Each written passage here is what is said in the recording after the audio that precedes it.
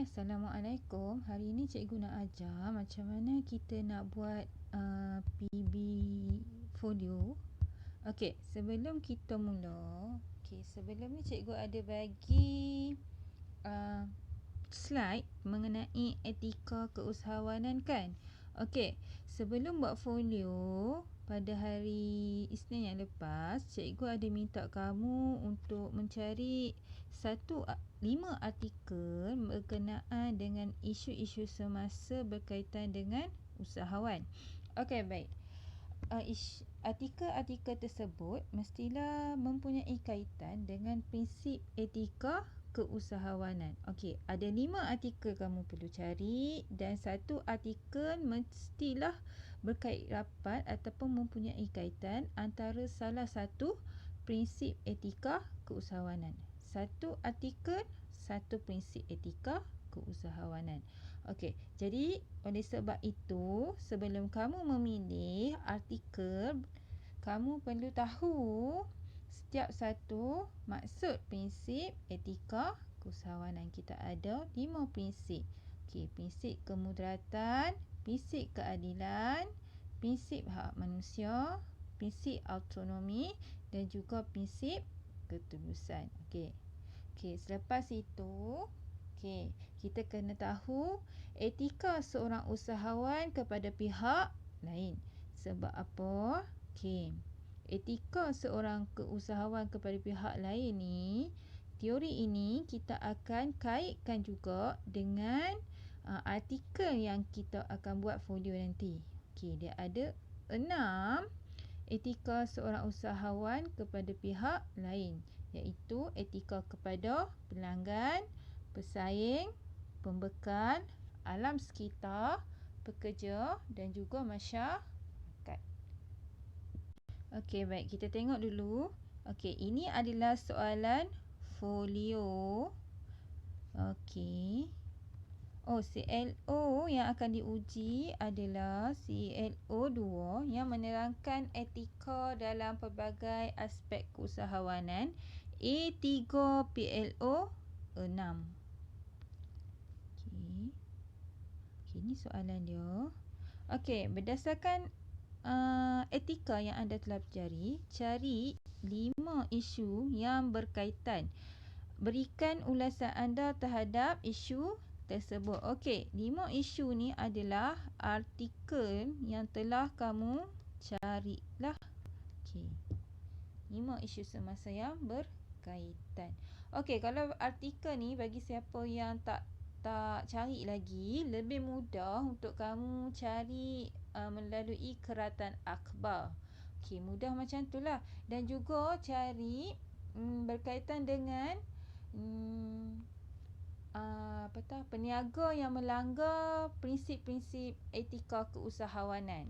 Contohnya dia buat salah apa. Itu lebih senanglah untuk kita mencari sesuatu isu. Okey, dalam isu ni juga soalan ni suruh, dia suruh menyatakan cadangan, pendapat dan juga penyelesaian terhadap masalah tersebut. Mula-mula disuruh bagi ulasan. Disuruh beri ulasan terhadap artikel tu dan juga disuruh nyatakan cadangan, pendapat atau penyelesaian terhadap masalah tersebut. Itu dia punya soalan. Yang kat bawah ni macam contohnya muka hadapan, isi kandungan, ini adalah semua kriteria dan format lah. Dia cakap dalam soalan, folio yang anda hasilkan hendaklah memenuhi kriteria berikut. Yang pertama kena ada muka depan, lepas tu kena ada isi kandungan. Yang ketiga mestilah mempunyai pengenalan etika. Pengenalan etika kamu boleh huraikan 2 perkara.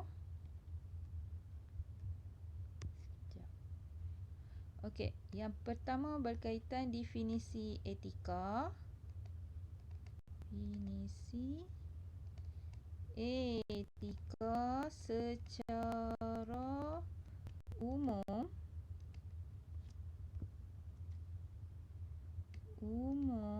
satu lagi kamu boleh cerita mengenai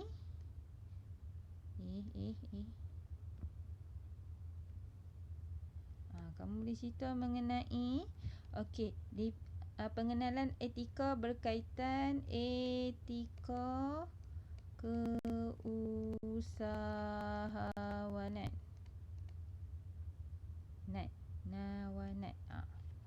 Cerita dua perkara berkaitan dengan definisi etika secara umum. Yang kedua, etika keusahawanan. Definisi berkaitan etika keusahawanan. Seterusnya nombor 4, dia suruh nyatakan artikel keratan akhbar atau screenshot video yang dipilih bagi isu semasa serta nyatakan bukti dari mana sumber 5 isu itu diambil seperti nama web, buku dan sebagainya. 5, disuruh berikan penerangan etika mengenai isu semasa yang dipilih. Seterusnya dia suruh berikan cadangan pendapat atau penyelesaian terhadap masalah tersebut. Lepas tu dia minta juga rujukan. Ini adalah format-format penulisan. Kita tengok dia punya template jawapan. Untuk template ni, artikel atau kerata akhbar atau screenshot ni, pastikan bila kamu lampirkan, pastikan nampak tajuk artikel. Dia tak semestinya kamu kena letak ke semua word tu. Nampak sampai tajuk artikel pun dah memadai lah. Seterusnya adalah ulasan atau penerangan. Dekat sini, kamu perlu ulaskan artikel kamu yang kamu telah jumpa. Kamu kena baca dan ulaskan artikel secara ringkas.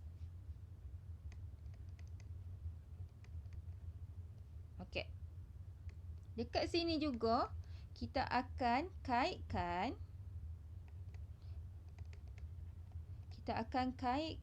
dengan prinsip etika keusahawanan.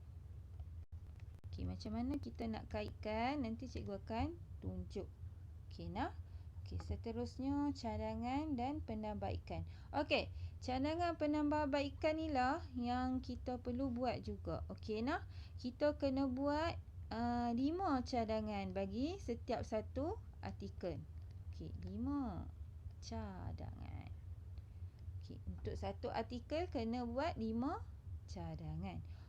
Apa-apa saja cadangan untuk mengatasi isu tersebut.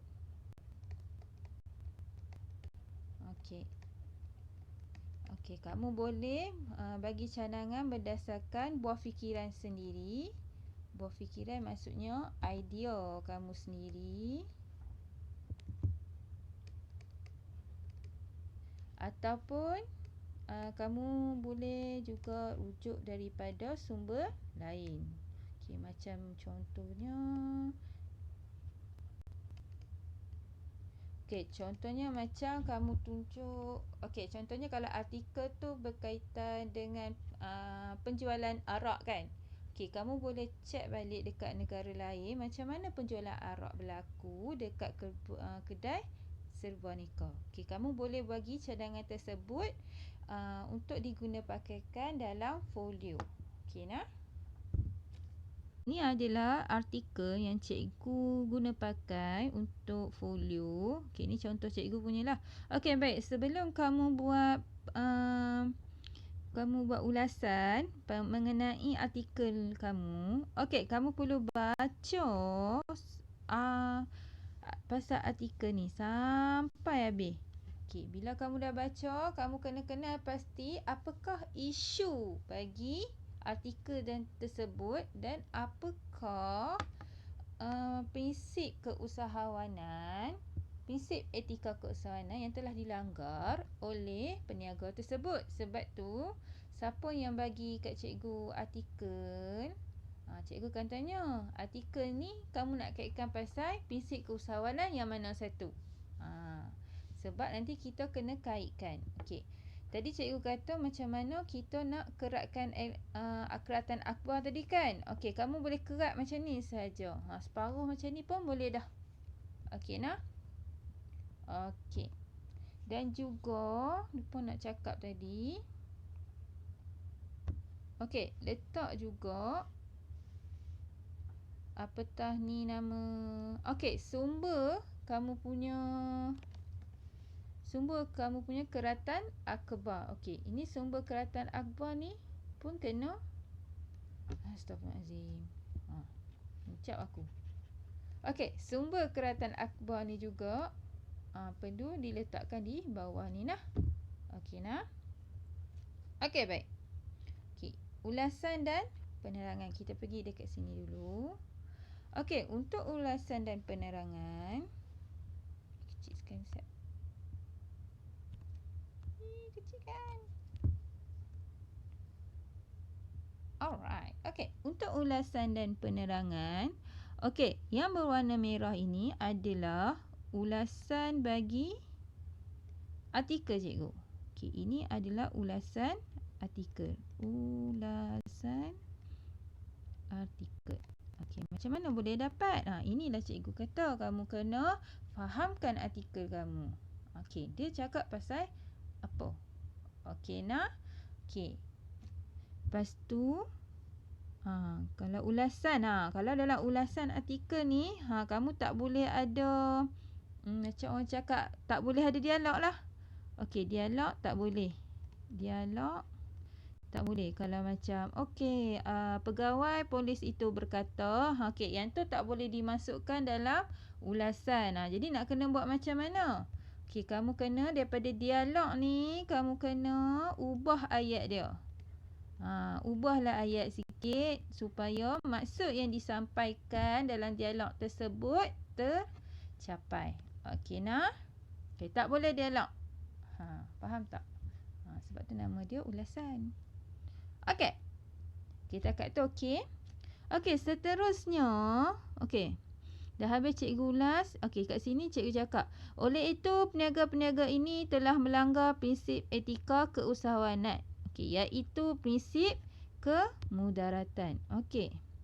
Kat sini, kita pergi kat sini. Prinsip etika keusahawanan iaitu prinsip kemudaratan. Okey. Okey, baik. Dekat sini, kalau kamu perasan, cikgu dah masuk berkaitan, cikgu dah nak kaitkan. Sabar sana. Baru first time buat benda ni. Aduh.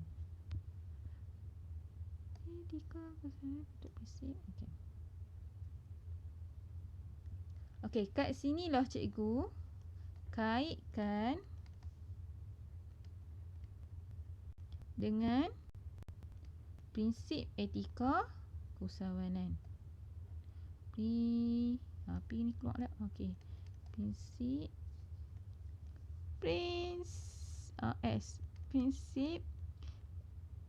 etika keusahawanan. Dah. Okey. Okey, dekat sinilah cikgu akan kaitkan dengan prinsip etika keusahawanan. Kalau kamu nampak, okey, cikgu kaitkan dengan prinsip kemudaratan. Okey, bila kita dah nyatakan, artikel ni peniaga telah melalui artikel ni peniaga telah melanggar prinsip sekian-sekian. Okey, bila kamu telah menyatakan dia langgar prinsip tersebut, kamu kena nyatakan juga kamu punya hujah. Okey, pasal apa kamu kata benda tu? Okey, jadi kalau kamu perasan yang tulisan berwarna hitam ini adalah hujah yang cikgu cakap. Hujah. Okey, pasal apa cikgu kata sedemikian? Hujah berkaitan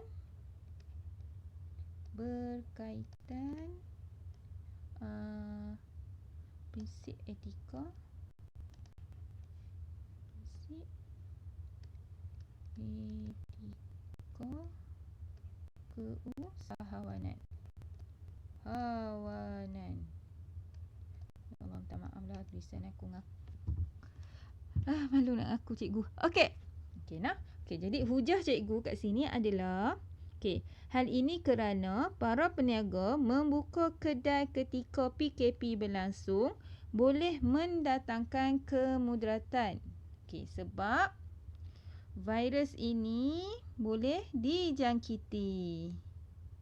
Sebab itulah cikgu kata peniaga tersebut melanggar prinsip kemudaratan. Okey nah. Faham tak? Okey, seterusnya cadangan dan penambahbaikan. Okey, kalau kamu perasan, yang berwarna tulisan warna koko-koko kuning ni kan. Okey, cikgu cakap setiap peniaga perlu mempunyai etika kepada masyarakat.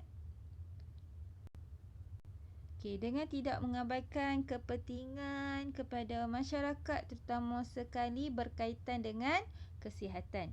Peniaga juga perlu bertanggungjawab terhadap situasi negara. Kalau kamu perasan, ini semua yang berwarna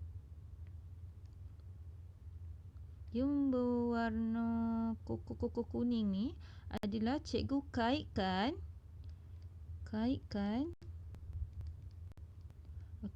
dengan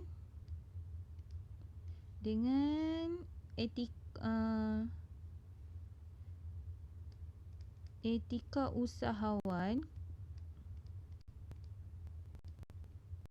kepada pihak lain.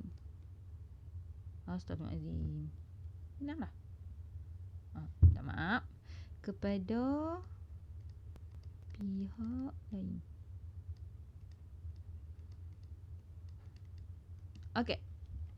Okey, dekat sini cikgu kaitkan dengan etika usahawan dengan pihak lain. Macam mana kita nak kaitkan? Kamu boleh cakap mengenai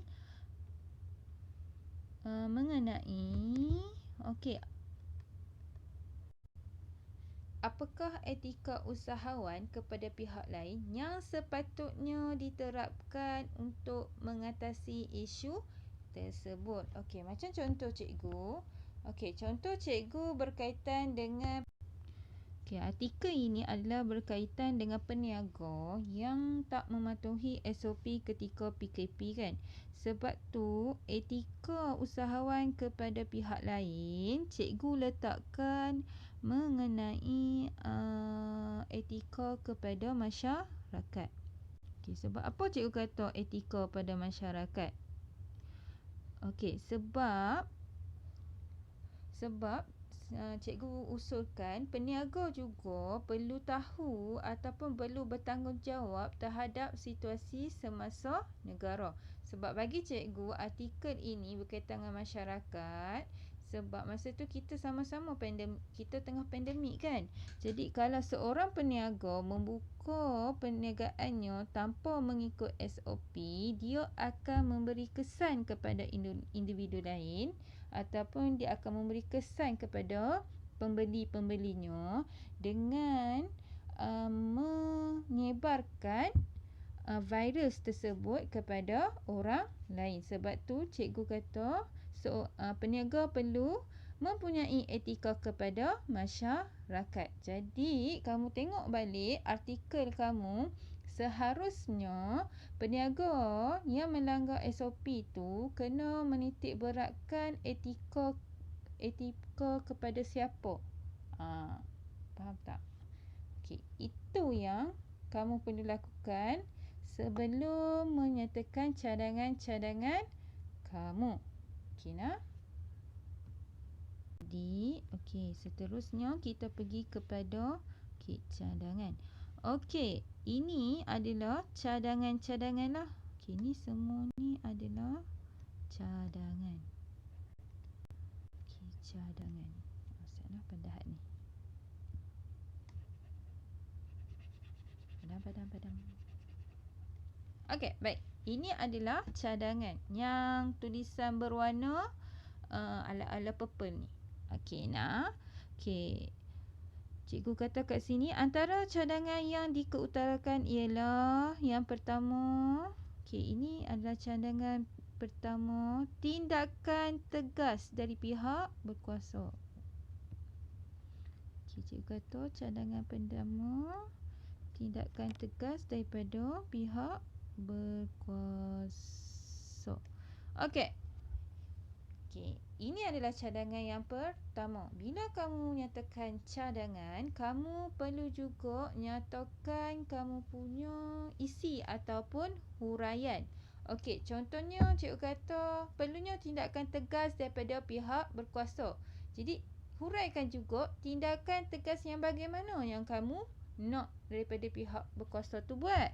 Okey, jadi contoh yang cikgu tunjuk kat sini adalah cikgu nak pihak berkuasa menyita mana-mana peniaga yang masih membuka kedai walaupun telah diberi amaran.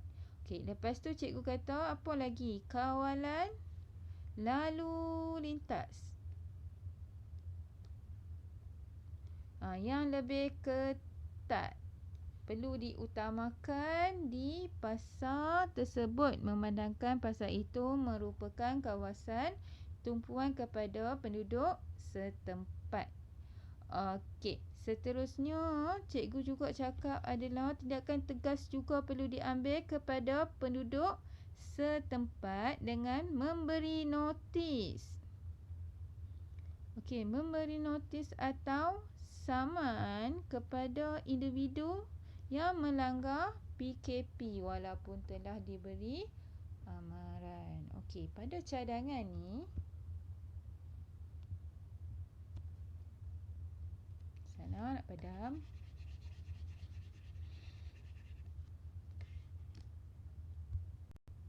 Okey, dalam cadangan perlu ada huraian. Okey, huraian yang macam mana? Okey, cukup satu cadangan kamu bagi 3 hingga 5 huraian. Maksudnya 3-5 huraian ni 3-5 ayat lah. Ada. Huraian. Okey. Cukuplah bagi 3-5 ayat. Okey nah. Okey, 3-5 ayat ataupun 3-5 huraian. Okey. Tapi jangan lupa bahawa cadangan ni kamu perlu buat 5 cadangan. Satu artikel 5 cadangan berdasarkan kita punya rubrik. Okey, rubrik nanti cikgu akan bagi. Okey, yang cikgu buat ni baru satu sahaja cadangan. Ada 4 lagi. Sebabkan dia contoh dia satu sajalah. Jadi kalau kamu sila buat 5 cadangan dengan 3 hingga 5 huraian ataupun ayat. Okey nah. Okey, simple sahaja. Okey, jadi isunya sekarang macam mana kita nak bagi cadangan yang baik. Okey, kita tengok kat bawah set. Allah, minta maaf lah tulisan. Okey. Okey, macam mana kita nak nyatakan cadangan tersebut?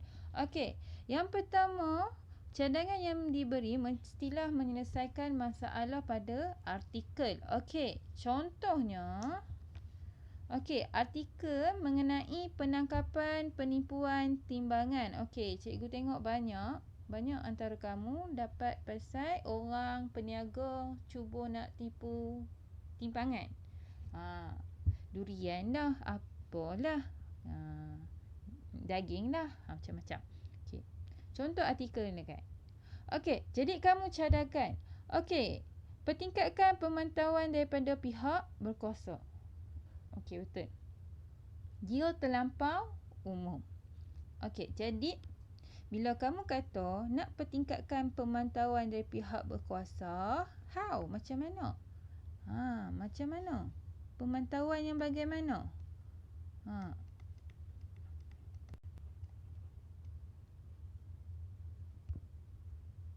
How? Nak tulis how pun susah dah. Okey. How? Okey, macam mana? Okey, kamu bolehlah cadangkan apa-apa saja. Macam contoh, contoh cikgu dah bagi contoh, tak boleh ambil. Okey. Macam contoh, okey, jadikan pemantauan ataupun adakan pemantauan mingguan. Kita nak bagi cadangan. Okey, adakan pemantauan mingguan daripada pihak berkuasa. Seperti 2 kali seminggu. Alah. 2 kali seminggu untuk cakaplah untuk mengelak sebarang penipuan mengenai timbakan. Macam itulah. Ataupun kamu boleh cakap pasal penimbang tu sendiri. Kita boleh cakap bahawa cek timbangan perlu ada semakan timbangan ataupun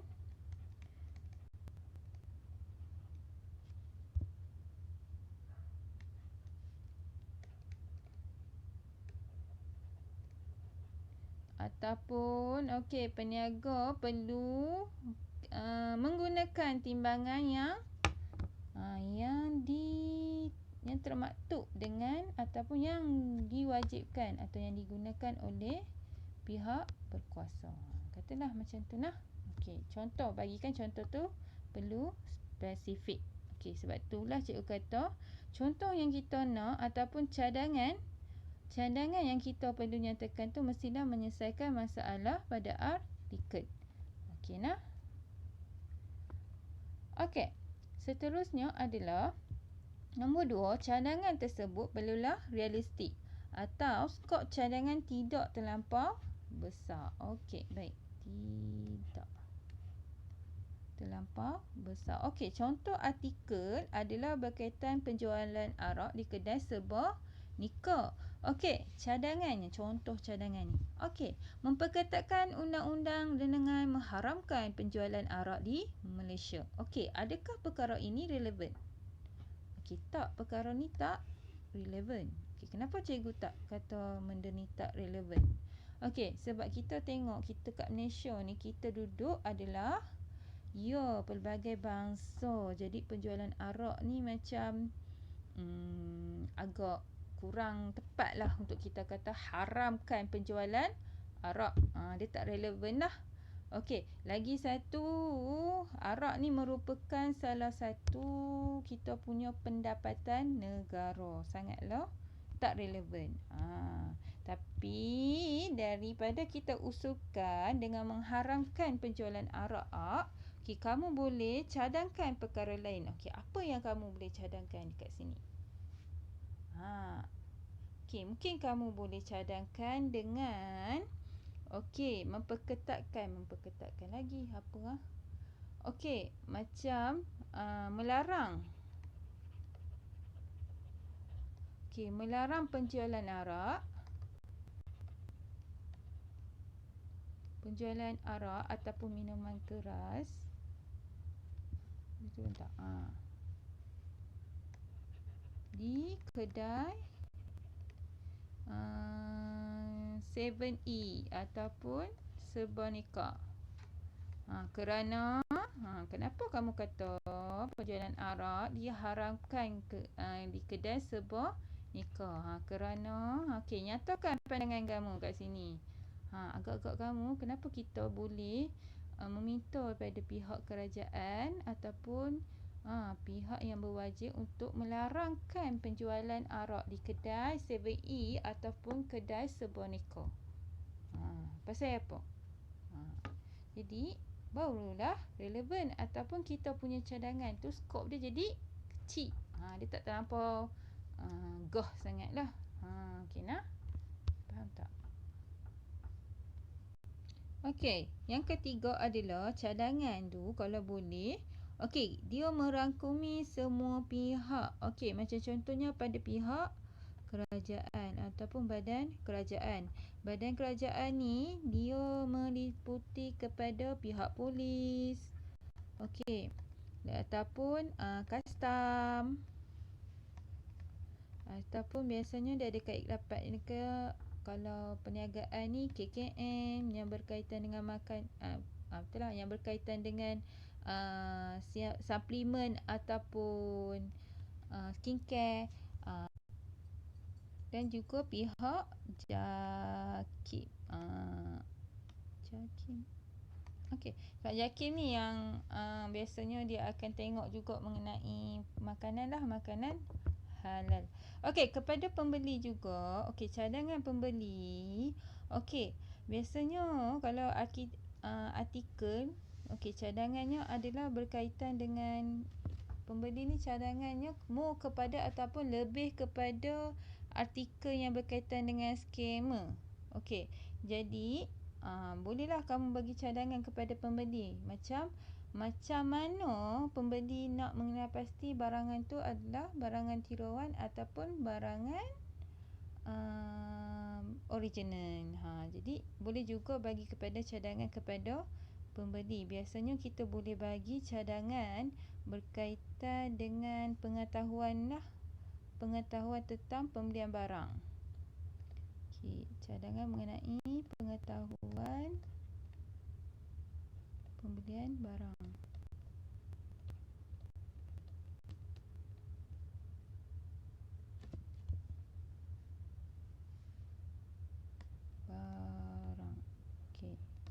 Okey, seterusnya kepada penjual ataupun peniaga. Okey, untuk penjual atau peniaga ni biasanya kita boleh bagi cadangan bila peniaga tu dia nyatakan dia buat berdemikian untuk mendapatkan keuntungan yang lebih. Okey, untung ni bila dia tak dapat keuntungan adalah disebabkan daripada sistem pengurusan yang untung tak ada sebab sistem pengurusan yang teruk. Okey, sistem kewangan yang teruk. Okey, jadi apa cadangan kita yang boleh buat? Kewangan. Sistem kewangan teruk.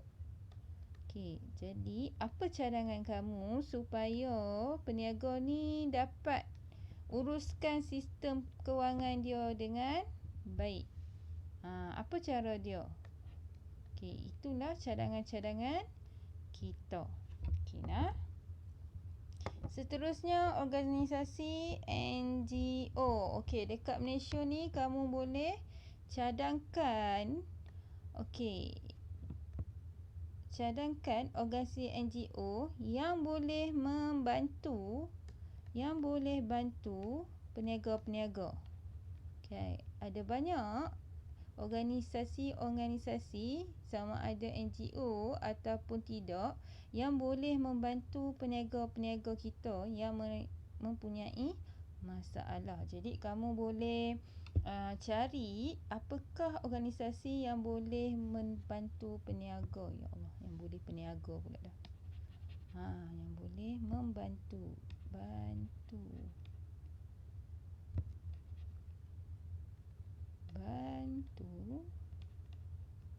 peniaga.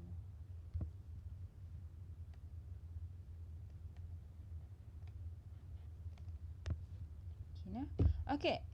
Jadi media massa. Okey, untuk media massa kamu boleh beri cadangan kepada media massa. Macam mana kau seorang media massa boleh membantu seorang peniaga.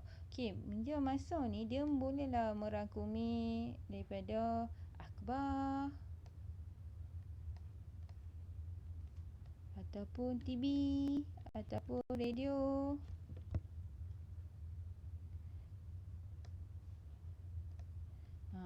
Juga social media.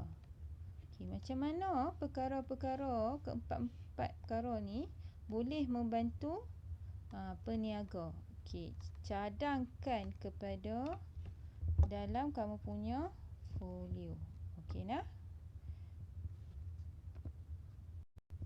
Okey, seterusnya untuk tulisan yang berwarna merah ni. Okey, yang ni. Okey, ini adalah suatu penutup lah. Okey nah. Okey. Jadi penutupnya cikgu tulis. Okey, usaha pihak kerajaan melaksanakan PKP sangat penting bagi memutuskan rantaian penularan COVID-19. Sehubungan itu, kerjasama daripada pihak peniaga untuk mematuhi arahan daripada kerajaan sangat penting bagi membendung penularan virus ini. Okey, biasanya untuk buat penutup, ia merupakan kesimpulan yang kita ambil ataupun berdasarkan pemahaman kita daripada ulasan dan cadangan yang kamu buat sebentar tadi. Okey, biasanya kesimpulan ni untuk penutup dia tak banyak pun. Dia punya sentence ataupun ayat kamu buat 2-3 ayat pun boleh dah. 2-3 apalah 3 aku macam tu 2-3 ayat. 2-3 ayat telah memadai. Okey, boleh buat kesimpulan macam kamu buat karangan bahasa Melayu. Buat macam karangan bahasa Melayu.